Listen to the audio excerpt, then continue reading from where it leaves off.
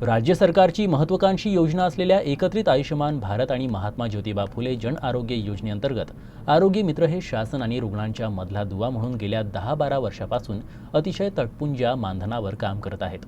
त्यांना किमान 26,000 रुपये वेतन आणि यासह इतर मागण्यांसाठी गेल्या अनेक वर्षापासून आरोग्य मित्र विविध आंदोलन करत आहेत।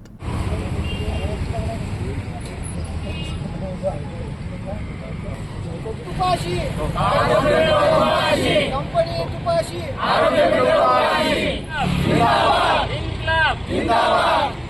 हमारी मांगे पूरी करो संघटनेचा पगारवाढ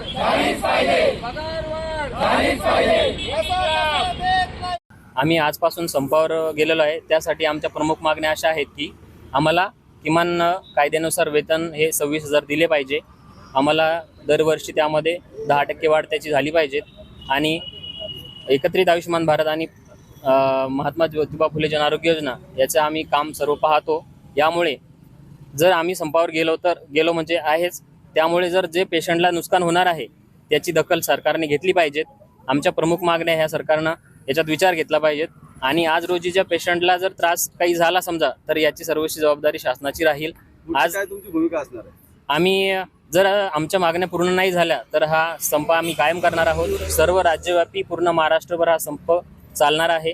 याची सरकारने ताबडतोब दखल घ्यावी आणि आमच्या मागण्या पूर्ण कराव्यात।